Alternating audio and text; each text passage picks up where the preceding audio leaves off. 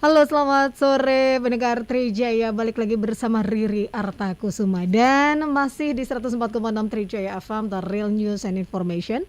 Saya mau ajak Anda nih di siang jelang sore hari ini kita ngobrol-ngobrol bersama salah satu rektor termuda USU. Wah, ya, kita udah senang banget kalau ada orang muda kemudian sudah memimpin. Nah, kali ini pendengar Trijaya, saya akan mengajak Dr. Murianto Amin Esos MSI selaku Rektor USU untuk berbincang-bincang mengenai Universitas Sumatera Utara. Kita akan langsung ngobrol-ngobrol.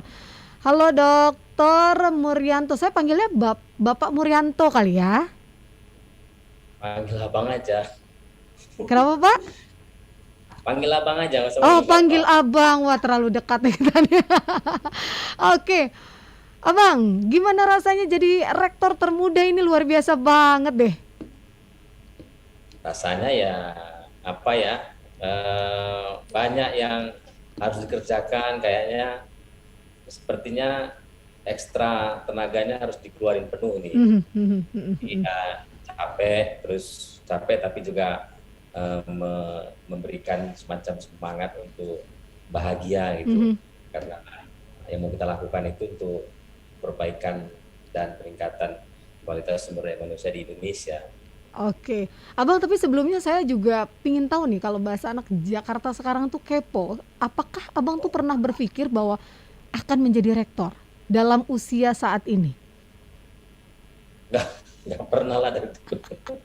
Nggak pernah. Enggak Karena pernah. ya namanya juga kalau dulu cita-cita, Hmm. ya kita kan masuk generasi yang disebut baby boomers juga ya. Ah, oke, Jadi oke.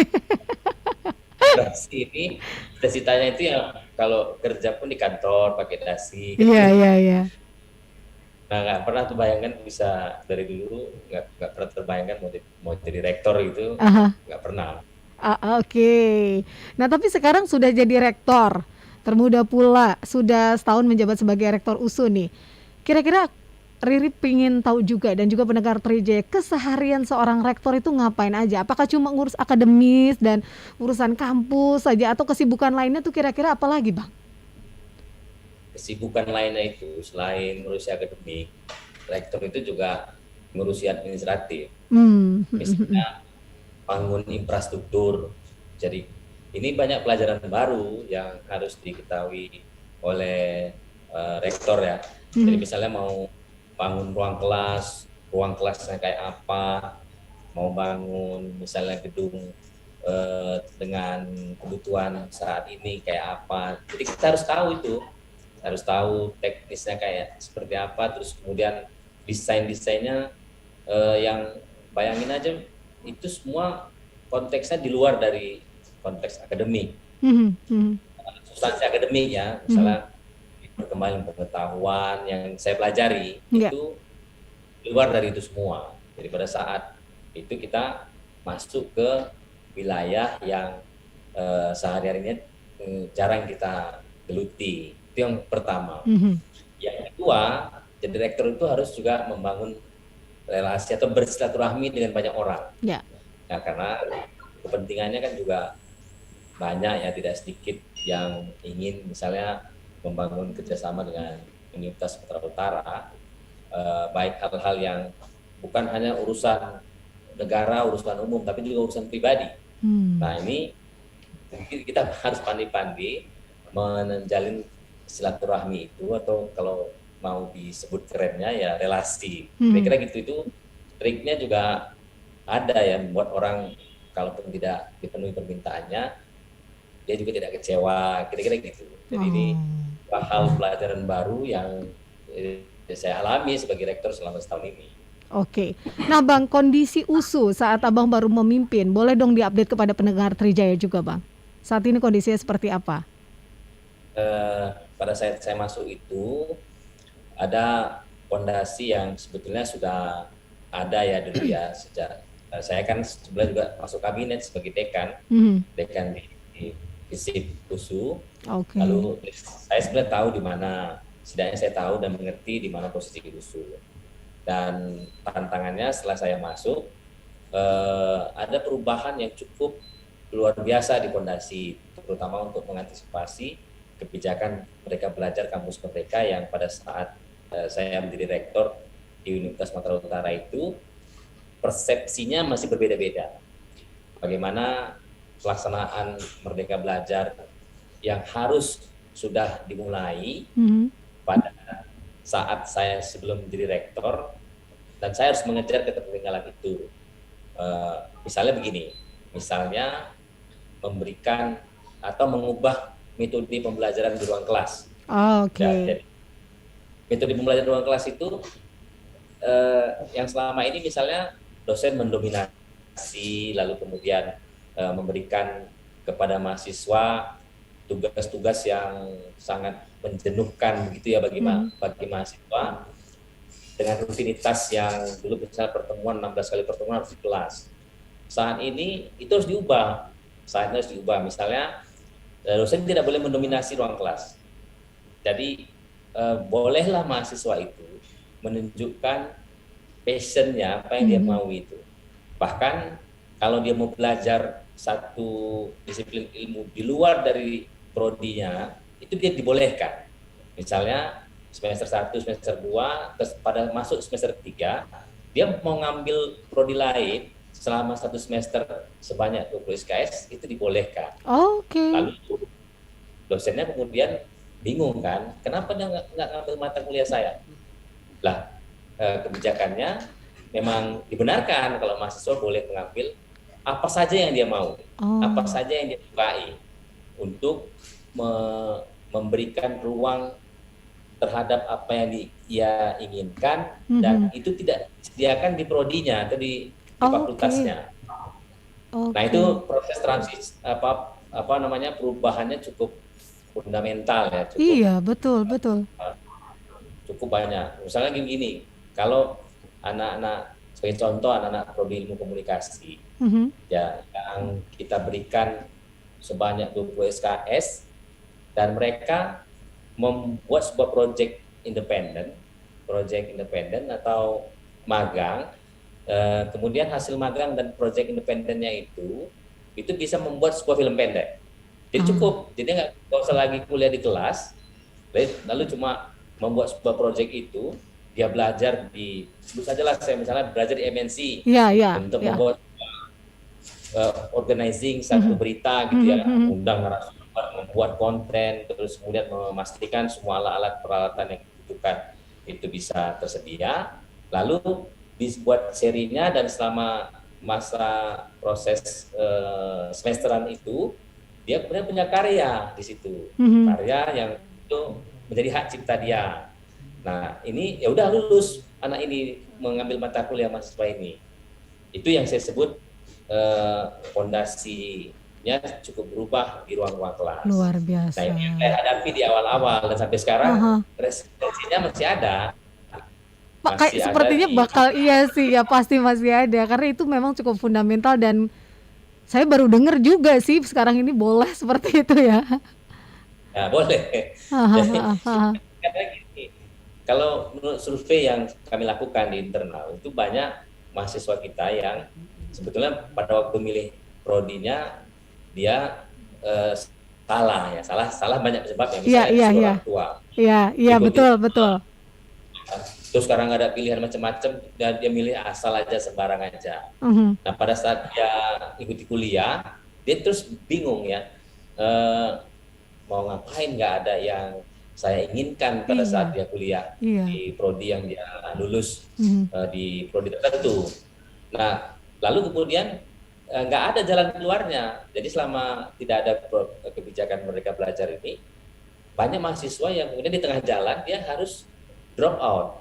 Dia harus, karena dia macam-macam penyebabnya. Salah satu penyebabnya itu nggak sesuai dengan apa yang dia inginkan pada awalnya.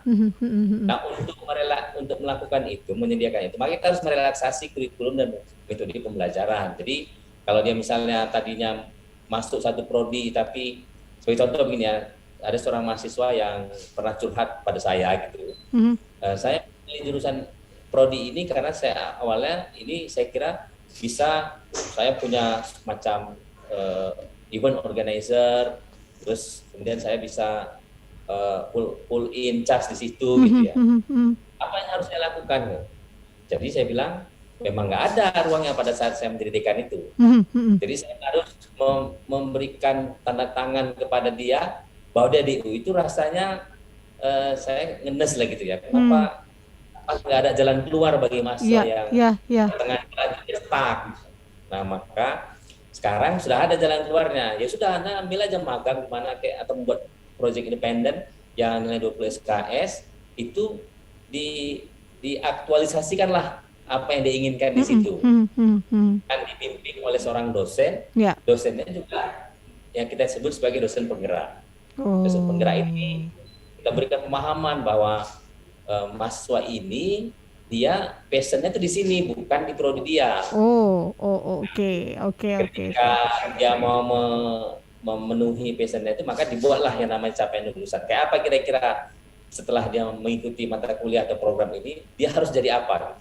Dia harus menguasai apa? Dia harus punya keterampilan apa setelah dia mengikuti program Merdeka Belajar ini? Kira-kira itulah yang seperti di itu. tantangan sekarang. Tapi di kampus. bagusnya dan out of the box-nya ini adalah bahwa ini bisa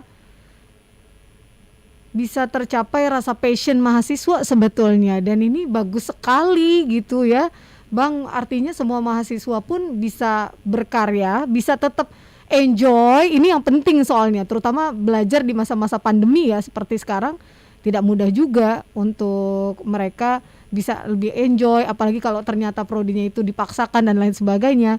Dan ini salah satu solusi sebetulnya, dan keren banget Ya, sih Mbak Bang. Riri. Iya, keren banget. Nah, Ya, itulah. kalau iya kenapa silakan Bang. Ya itulah dia tadi yang bahasa anak milenial sekarang cool. Iya, Cool. betul. Wah, ini Abang siap-siap Bang dapat sarangnya gitu dari mahasiswanya. Sangat luar biasa. Nah Bang, kalau misalkan kita juga pengen tahu sebetulnya secara lebih besarnya lagi grand design yang ingin dicapai oleh USU dari kepemimpinan Abang sekarang sampai nanti ke depannya masa berakhir, itu apa saja yang ingin Abang achieve sebetulnya, atau desain yang seperti apa yang ingin USU capai Bang ke depannya? USU ini letaknya di wilayah bagian barat ya. Jadi di wilayah bagian barat ini kita sekarang dapat tantangan untuk menjadikan satu atau beberapa universitas yang masuk ke dalam QS World University Ranking. Jadi World University Ranking itu atau WUR atau kampus yang berstandar internasional. Itu yang mau kita impikan selama 5 tahun ini. 1 tahun sudah berjalan, dari sisa tinggal 4 tahun lagi. Apa kira-kira World University Ranking itu atau kampus yang berstandar internasional? Jadi itu seperti misalnya begini, kalau ada orang asing mau kuliah di USU, dia merasa nyaman, merasa comfortable di sini, merasa bahwa ini adalah feel like home gitu ya. Like feel home lagi, feel like home lagi gitu ya. Iya, betul. Jadi karena itu kita harus menciptakan semacam ekosistem, bukan hanya di dalam lingkungan kampus, tapi juga lingkungan perkotaan, suasana perkotaan yang ada di kampus, di mana kampus itu ada gitu. Nah, tugas pertama saya itu adalah membuat standarisasi dari ukuran-ukuran kenyamanan kalau disebut sebagai kampus itu punya standar internasional. Sebagai contoh misalnya, sebagai contoh kita akan menata yang pertama adalah kurikulum, metode pembelajaran yang standarnya global. Jadi kalau dia kuliah di USU dengan kuliah misalnya di Harvard University, itu basis kurikulumnya sama. Jadi sama, ada bedanya.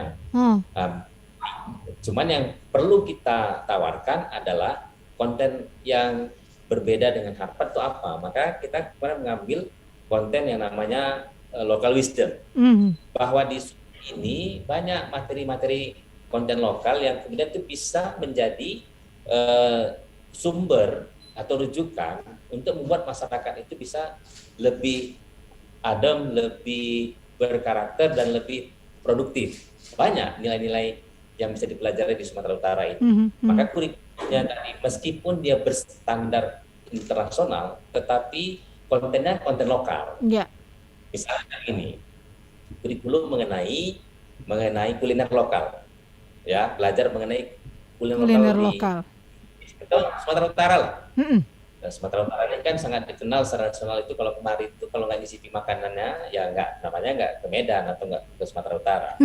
Tapi orang banyak nggak tahu seperti apa pada saat dulu nenek moyang kita atau orang-orang lama yang ada di Sumatera Utara ini mengcreate kulinernya dengan rasa yang bisa convert di lidah setiap orang Mhm. Indonesia Mhm. dan bahkan juga orang-orang asing.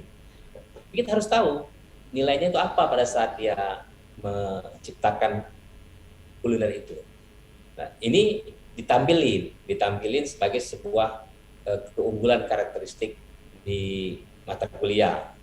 Sama juga misalnya kalau kita contohkan dulu ya bagaimana McDonald itu diinisiasi atau Mhm. digagas oleh dua orang bersaudara yang berasal dari kampung ya, disebut village, satu Ya. village. Mhm. Tapi sekarang McDonald sudah ada di mana-mana, Mhm. ya kan? Kan gitu. Padahal McDonald itulah makanan keseharian masyarakat di sana. Roti pakai apa namanya, pakai daging iris, Mhm. pakai keju, dan itu dimakan. Tapi disajikan dengan standar internasional. Nah, bagaimana misalnya eh, apa kuliner konten lokal ini bisa seperti McD gitu di tempat, Oh, oke. atau di Jepang misalnya Iya. Yoshinoya Iya, iya, ya atau kayak itu kan makanan lokal yang betul. itu bisa punya standar sehingga orang semua semua semua orang itu bisa merasakan Iya. hal yang sama. Mhm. Mhm. Nah, Mhm. ini yang perlu kita kita tampilkan. Bedanya dengan yang selain kita rumuskan ini adalah sejarah dari kuliner lokal itu kayak apa gitu. Nah, ini Oke. tertarik, orang-orang asing itu tertarik. Mhm. Itu Mhm. satu. Baru yang kedua ya suasana academic environment-nya harus diciptain. Academic environment ini misalnya begini, kalau tuan rumah tidak bisa memberikan kenyamanan kepada tamunya, maka tamunya kan nggak betah ya, Betul, bisa pulang. cepat Mhm. pulang. Jadi academic environment-nya termasuklah infrastruktur kampusnya, ruang taman. Itu bayangkan kalau kita kuliah di luar negeri sana, mahasiswa boleh belajar dan selalu belajar di taman-taman, gitu, Betul. berdiskusi di situ, bawa makanan di situ ya, Mhm. Betul. terus mengerjakan sesuatu di situ. Nah, suasana begini mau kita ciptain di kampus USU. Dan Usul. sekarang sudah banyak spot-spot yang Is. sudah kita benerin untuk Mhm. agar Mhm. mahasiswa itu bisa belajarnya di pinggir taman, terus Iya. kan di Iya, pinggir asik. eh, tempat danau-danau kecil yang kita Iya. buat. Wah, keren keren keren Bang, keren banget tuh. Itu yang bikin mahasiswa betah di kampus sebetulnya. Kadang-kadang mahasiswa nggak betah di kampus, sudah suasananya seperti serius pembelajaran, nggak ada spot-spot yang bikin mereka nyaman sebetulnya. Keren banget. Bang, ini waktu kita terbatas banget ternyata. Cuma ada satu hal yang menarik ketika saya diminta wawancara Abang nih, karena katanya ada informasi 7 Maret kemarin USU tuh melantik wisudawan, wisudawati secara hybrid. Nah, uniknya katanya Abang nih nyanyi lagu Iwan Fals. Nah, ini wah langsung garuk-garuk kepala nih ya. Wah, itu idenya gimana Bang? Spontan aja atau wah kayaknya nanti saya mau nyanyi, itu udah direncanakan atau bagaimana? Nggak ada. Jadi sebenarnya ini itu adalah salah satu cara kita untuk mendisrupsi yang mapan. Jadi ini suasana wisuda itu suasananya yang sangat monoton ya. Wah, Jadi orang seru situ nih. kaku, Iya, iya, kaku iya. misalnya mau mau sudah setelan rapi sampai di sana harus diam duduk begitu, Iya, lalu iya. kemudian pulang cuma Iya. foto doang, nggak ada Iya. yang terkesan di situ ya. Haha. Jadi kita mau mendisrupsi. Di situ kan Oh, berarti oke.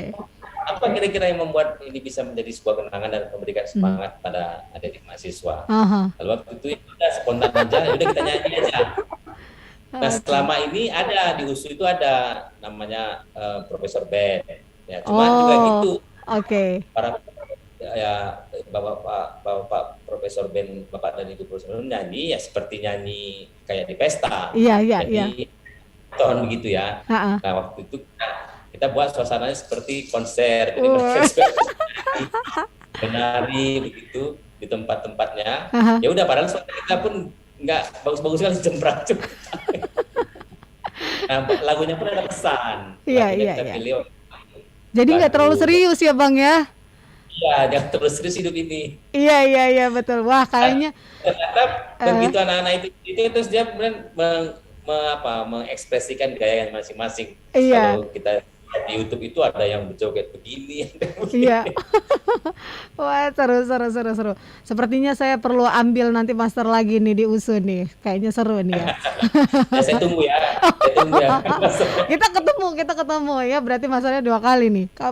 Program doktoral aja lagi kali ya di sana ya.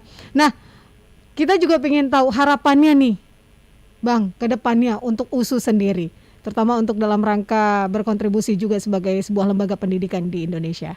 Apa, Bang? Harapannya begini, kami kan tugas kita ini adalah menghasilkan lulusan yang cepat diserap oleh dunia industri. Maka kita berharap lulusan USU ini Mhm. ya kita desain sekarang ketika dia tamat, dia punya 2 hal sekaligus. Yang pertama sebagai problem solver. Mhm. Jadi problem solver itu dia bisa memecahkan masalah-masalah yang terjadi di lingkungan di mana dia di situ menjadi bagian dari hidupnya, Mhm. itu ya, memberikan solusi dari masalah yang ada di sekeliling lingkungan di mana dia dia punya ketertarikan. Lalu yang kedua berkontribusi untuk memajukan Indonesia sebagai sebuah negara yang plural, yang majemuk, dan eh, sekarang masih membutuhkan banyak inovasi-inovasi baru. Mhm. Ini yang mau kita harapkan. Dan kedua itu bisa kita lakukan kalau kita punya standarisasi. Oke. Standarisasi untuk bisa memastikan lulusan Universitas Sumatera Utara itu memang disegani oleh dunia industri. Itu yang Oke. harapan saya. Harapannya seperti itu ya. Ya, baik.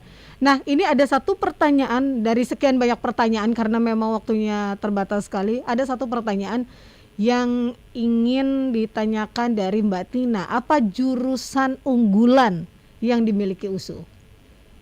Kalau Saintek Prodi ya? itu Mhm. prodi, kalau di Saintek ada 2 ya. Saintek itu berarti ilmu alam, Oh, oke. itu Fakultas Kedokteran dan Teknologi Informasi. Itu peminatnya tiap tahun pasti Tinggi gitu ya. ada 1 banding 60-an begitu. Hmm. Ya kalau di sosialnya ilmu komunikasi. Kalau ilmu Hmm. komunikasi yang lamar itu juga cukup banyak, 1 banding 25. Jadi 1 orang itu harus mengalahkan 25 orang. Oh, Jadi oke. 3 prodi itu yang menjadi populer dari Mhm. setiap penerimaan mahasiswa baru. Nah, sore ini juga pengumuman Iya, SNMPTN. betul. Ya, jam Nah, jam 3 ya. Oke. jam 3. Iya. Dari Bu Dewi nih, apa alasan untuk berkuliah di USU? Karena anak saya adalah anak kelas 12 SMA masih bingung pilih kampus, Pak. Wah, tadi udah dijelasin, dijembreng banyak banget tuh ya sama Abang ya. Bahwa kelas bertaraf internasional, kemudian juga tempatnya udah nyaman banget. Tapi buat saya juga yang nggak kalah penting, rektornya kayaknya asik banget nih. Ini yang bikin kampus makin seneng nih nanti ke depannya nih. Wah, terima kasih banget. Jadi Bu Dewi, saya mewakili Abang ya Bang ya, menyampaikan kepada Bu Dewi atau Abang ingin menyampaikan kembali, silakan Bang. Ya, pilihan itu kan ada konsekuensinya. Jadi Mhm. konsekuensinya itu saya nggak tahu ya. Yang pasti kami menawarkan hal yang terbaik untuk mahasiswa Mhm. selama 4 tahun. Seperti saya bilang tadi, kita akan membuat sebuah standarisasi bagi proses pembelajaran yang eh, akan tidak monoton, Ya, tetap disesuaikan dengan perubahan-perubahan yang terjadi di luar. Karena perubahan di luar itu cukup cepat. betul. Jadi kalau kita tidak menyesuaikannya, tidak monoton, itu akan bisa menyesuaikan kebutuhan eksternal, Mhm. terutama di dunia industri. Ya, baik. Abang, terima kasih banyak udah ngobrol-ngobrol bersama Trijaya FM, baik dari Jakarta ke Terima kasih Mbak Medan. Riri. Terima kasih banyak, sukses ya Abang ya. Senang banget nih bisa ngobrol sama doktor ya, seorang rektor muda ya, pendengar Trijaya, plus juga visioner sekali dalam mempersiapkan bagaimana lembaga pendidikan bukan cuma sekedar untuk belajar, tapi juga nyaman, aman, tentram, dan diterima di dunia industri. Terima kasih banyak Bang, dan sukses selalu Abang dalam memimpin USU ke depan. Pendengar Trijaya, demikian tadi obrolan saya bersama Dr. Murianto Amin Esos MSI. Beliau adalah Rektor USU ya, Universitas Sumatera Utara. Saya masih akan melanjutkan informasi lainnya untuk Anda, tetap bersama kami hanya di